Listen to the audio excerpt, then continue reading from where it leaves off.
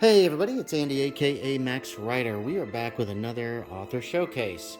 This will be number 11, Lost Port Royal. There are spoilers ahead. I just want to warn people immediately because I always forget. Now I do these because I got the idea of doing these from RPG Imaginings, so go check out their website. Lost Port Royal should be available right now at DriveThruRPG.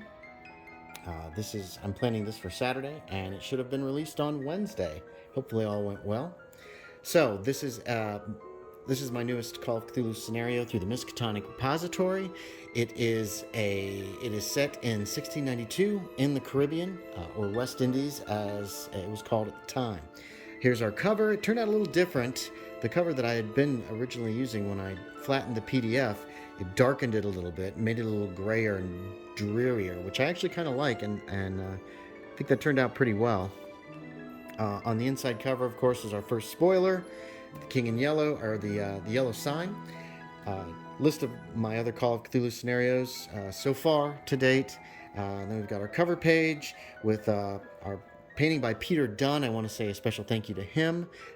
His painting, I think, really makes this, and we'll be getting to that very soon. We've got also all of our legal stuff, the Chaosium's ownership of the yellow sign, photos, fonts, then of course the boilerplate Call of Cthulhu through Chaosium, allowing us to do this on the Miskatonic Repository.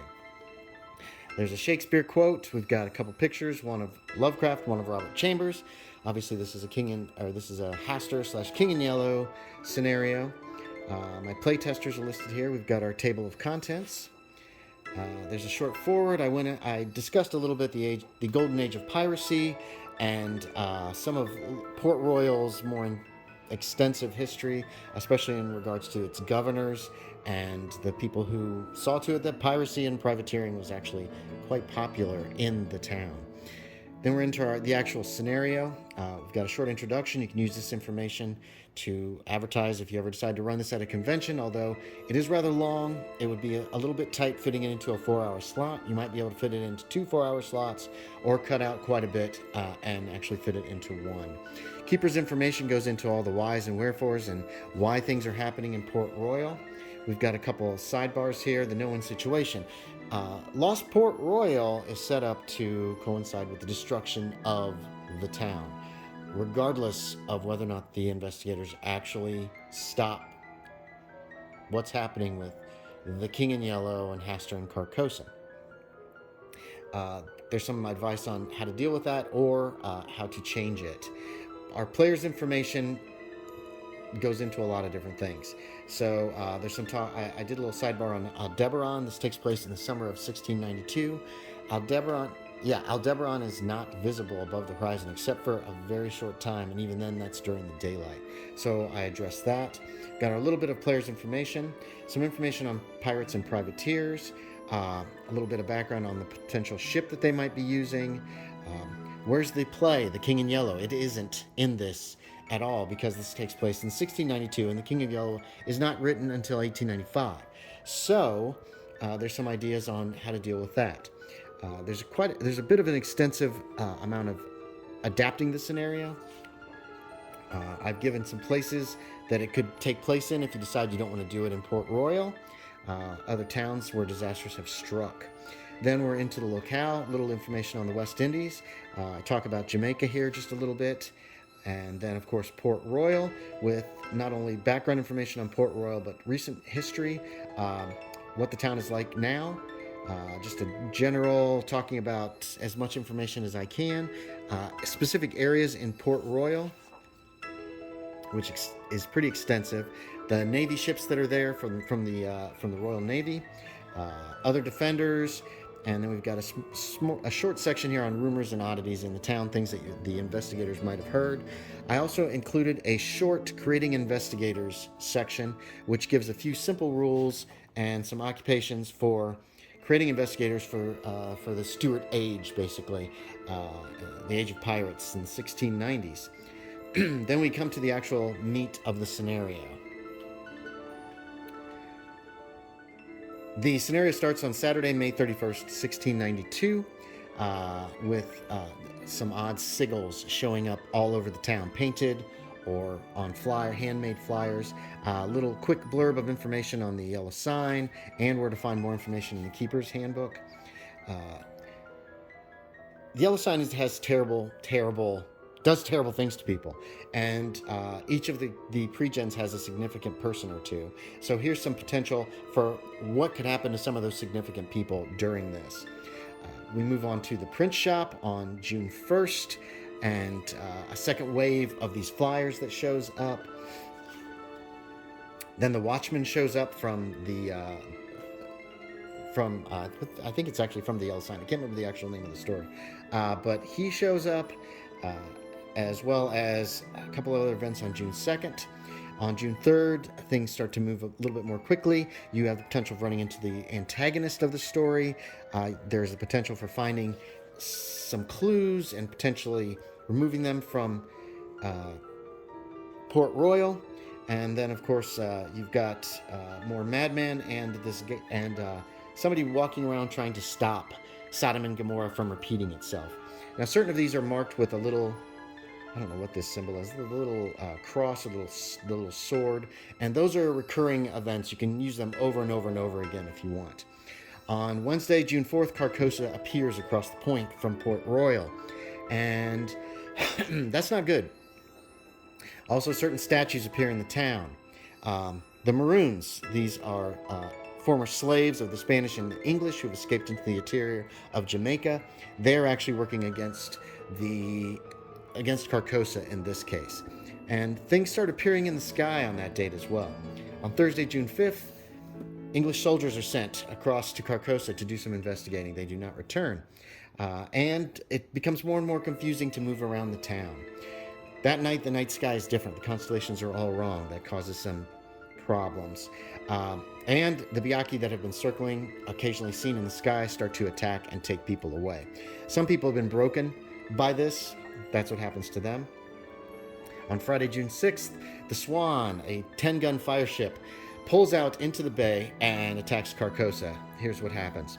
The Byakhee start attacking during the day.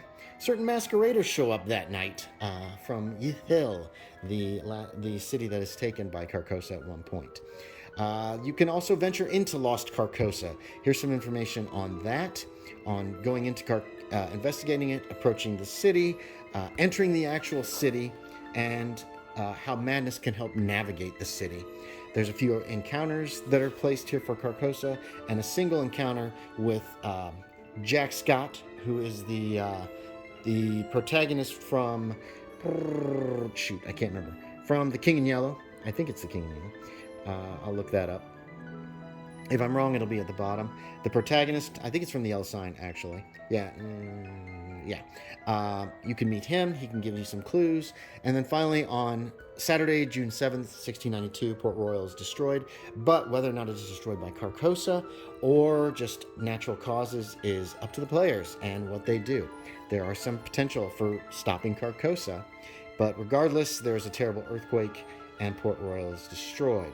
We've got some information on the aftermath here. We've got sanity rewards. The playtest notes, this was a 7.5-hour session when I ran it, so they're quite extensive. We've got a bibliography, not only of information on Port Royal, but also most of the appearances of Hastur in Call of Cthulhu to date in official stuff.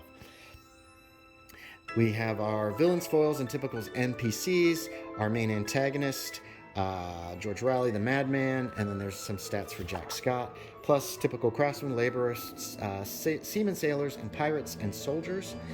I also went ahead and statted out significant people. If one of the characters goes insane or dies during the course of this, one of their significant people can always be pulled in. You've got full stats for them here. I didn't go into a lot of detail on their backstory, but you've got that. This is a, 1680 map of the West Indies. That's the newest map that I could get, or the closest to 1692 without going over. And you've got a 1684 map of Jamaica. Here is the best part of it. This is Port Royal 1890 by Peter Dunn. You've got a map that notes all the main locations in the town. And then you also have a plain map that you can share with your players.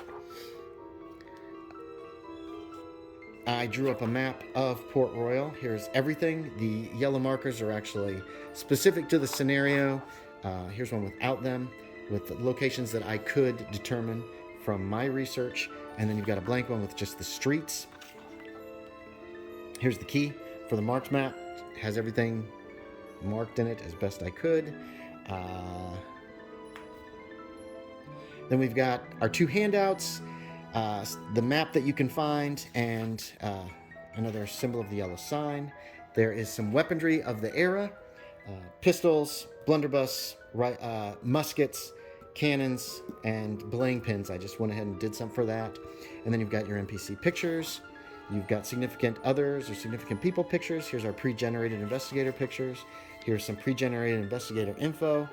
And then finally we have our 6 pre-generated investigators: a gentleman, a physician, a scout,